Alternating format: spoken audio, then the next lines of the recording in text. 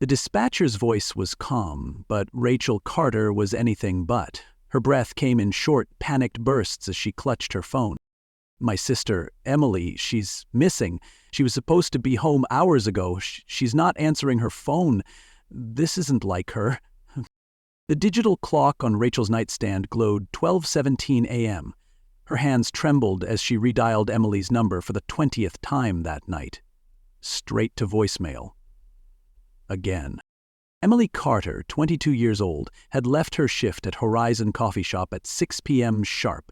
She always texted Rachel when she was on her way home. Always. And she had at 6:07 p.m. "Heading out now. See you soon." But Emily never arrived. Rachel had tried everything. Calling Emily's friends, checking her location, her phone was off, even driving the route between the coffee shop and their apartment. Nothing. Something was wrong. By the time two uniformed officers knocked on Rachel's door, her anxiety had twisted into raw terror.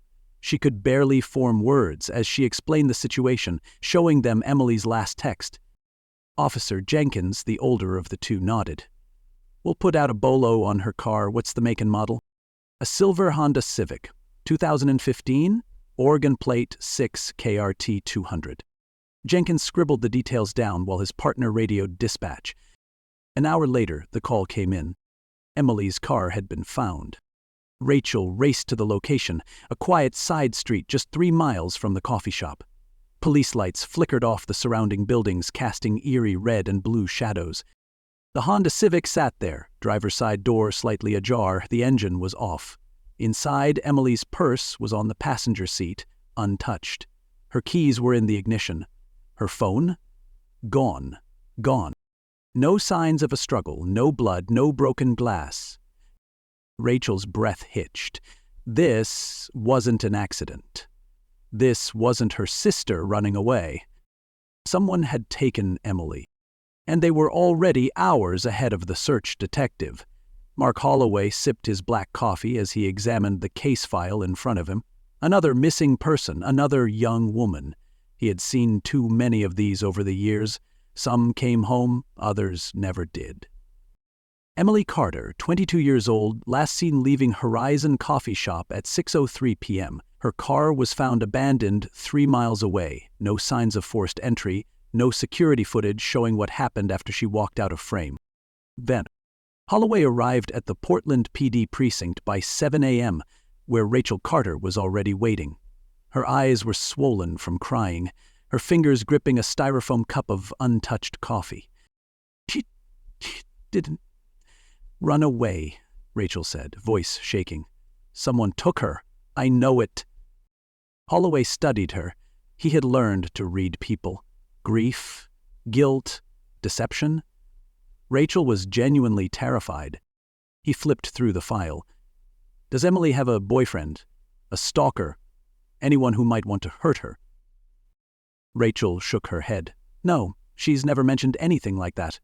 That's when Holloway's partner, Detective Olivia Ruiz, entered the room, holding a USB drive. "I pulled the security footage from the coffee shop," she said.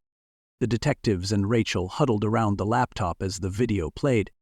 Emily appeared at 6:03 p.m., stepping out of Horizon Coffee Shop in her black jacket and jeans, texting someone as she walked toward her car. Then, something changed. She froze mid-step. Her head turned slightly toward someone off camera. Her posture shifted, tense but not panicked. After a few seconds, she turned away from her car and walked in the opposite direction. "Where's she going?" Rachel whispered. The footage ended. Emily never returned. The next clue came from Emily's phone records. The last call she received at 6:05 p.m. was from a burner phone, untraceable. Then another breakthrough. Emily's phone pinged at 6:22 p.m., 16 miles away, near a gas station on Highway 26. Rachel's voice wavered. She would never go out there, not alone. Holloway's jaw tightened. Someone had lured Emily away, and if they were already miles ahead, time was running out. Detective Mark Holloway tapped his pen against the table, staring at Emily Carter's phone records. The last call she received, just minutes before she disappeared, had come from a burner phone, a dead end. Whoever called her didn't want to be traced. Rachel Carter sat across from him, her fingers curled tightly around the sleeves of her sweater. So, someone called her and then she just walked away? Holloway nodded. That's what it looks like. Rachel shook her head. She would never leave with a stranger, not willingly. That's what worried Holloway the most. A deeper dive into Emily's phone records uncovered something disturbing. The same burner number had called her 4 times in the last 2 weeks, and each time the call lasted no longer than 10 seconds. As if someone was checking to see if she'd pick up. Then came another red flag. Emily's bank records showed a $500 withdrawal from an ATM just 3 hours before she went missing. Rachel's eyes widened. That makes no sense. She never carries cash. Holloway and his partner, Detective Olivia Ruiz, pulled the ATM security footage. The grainy video showed Emily standing at the machine, withdrawing money. But she wasn't alone. Just a few feet behind her, partially obscured by shadows, stood a man in a dark hoodie. Holloway's stomach clenched. Rachel leaned forward, gripping the table. Who is that? Ruiz froze the footage and zoomed in. The man's face was turned slightly away, but something about his posture, his fixed stare on Emily, felt predatory. Emily never mentioned anything about this guy? Holloway asked. Rachel shook her head, but then she hesitated. Wait, she did say something weird last week. She said she kept feeling like someone was watching her. Holloway and Ruiz exchanged glances. Someone was watching Emily, and now she was gone. The detectives dug deeper, running the ATM footage through their system, checking missing person reports and known offenders. A chilling realization settled over Holloway. This wasn't random, this was planned. And whoever had been stalking Emily wasn't done yet. The Oregon forests were thick, silent, and unforgiving. Towering evergreens loomed over the search team as they trudged through the damp underbrush near Mount Hood, flashlights cutting through the early morning fog. It had been 8 days since Emily Carter disappeared. No ransom demands, no new leads, just a growing sense of dread. Until now. A hiker, James Leyland, had called 911 just after sunrise. His voice shook as he spoke. I think I found something. It belongs to that missing girl, Emily Carter. Detectives Holloway and Ruiz arrived at the scene within the hour. Leland led them half a mile off the main trail where the trees thickened and the air felt unnaturally still. There, in a patch of disturbed soil, lay Emily's work ID badge, partially buried in the dirt, the plastic card smeared with mud. Rachel Carter arrived moments later, gasping as she saw the ID. She picked it up with trembling fingers. This is hers! This is Emily's! Holloway's gut twisted. The badge hadn't ended up here by accident. Someone had left it here on purpose. The search intensified. Cadaver dogs were deployed. Drones swept the dense forest. The deeper they went, the eerier it felt. Then, Ruiz called out, Over here! Holloway and Rachel rushed toward her voice. Nestled between the trees was an old abandoned shack. The wooden structure was weathered and rotting, its door barely hanging onto its hinges. Inside, the air was thick with dust and decay. A single mattress lay in the corner, covered in a tattered blanket. Empty water bottles and food wrappers littered the floor. And then they found a notebook tucked beneath the mattress. Holloway carefully flipped it open. The first few pages contained random scribbles, but then, in shaking handwriting, he saw, If anyone finds this, please don't stop looking for me. Rachel choked back a sob. Oh my God, she was here! The reality settled over them like a heavy weight. Emily had been alive, and someone had been keeping her here. The question was, where was she now? The discovery of the shack changed everything.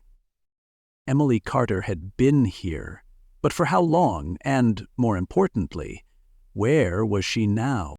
Detective Holloway moved quickly. The FBI was now involved, and a full forensic team combed the site for fingerprints, DNA, anything that could point them toward the person who had held Emily captive. Rachel Carter refused to leave. She stood outside the shack, arms wrapped tightly around herself, eyes locked on the open notebook in Holloway's hands. She was begging us to find her, Holloway nodded, flipping through the pages. And we will. Then, a break in the case. Ruiz had gone back to where Emily's phone last pinged, near the gas station on Highway 26. She reviewed the security footage one more time. That's when she saw him. A man in a dark hoodie, walking into the store just minutes after Emily's last phone ping.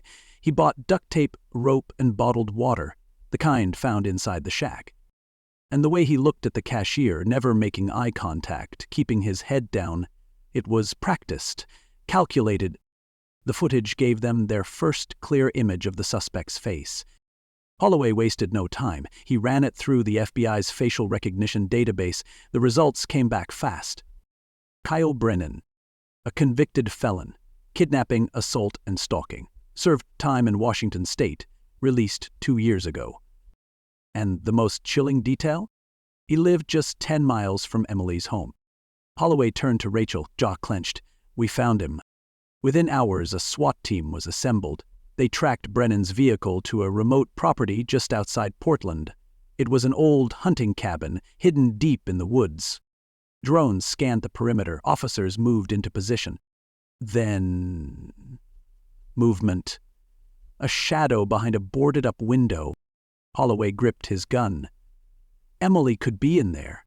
A heartbeat later, the order was given. Go, go, go! The team stormed the cabin. A scream echoed from inside, a woman's voice. Rachel's breath caught in her throat. Emily. They had found her, but were they too late? Go! Go! Go! The SWAT team breached the door, the wooden frame splintering as officers flooded into the cabin. Flashlights cut through the darkness, illuminating the cramped, foul-smelling interior. A scream.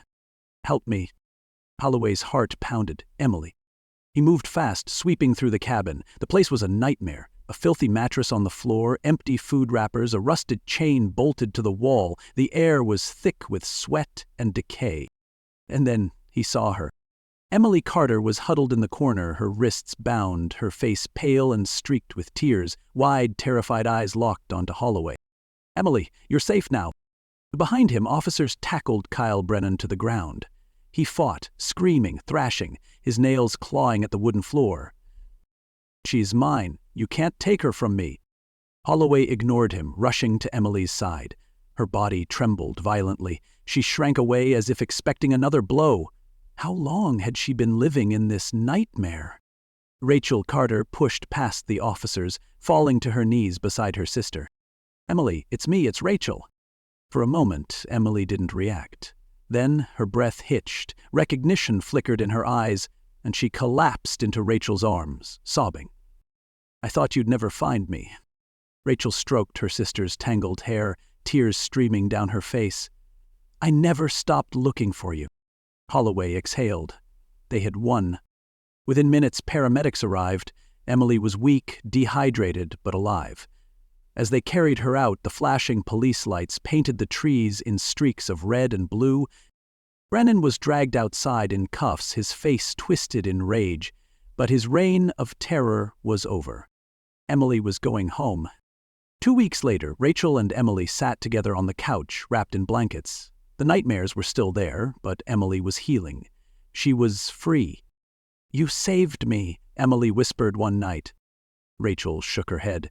No, Emily, you saved yourself. We just found you in time. And as the rain pattered softly against the window, for the first time in weeks, Emily finally felt safe.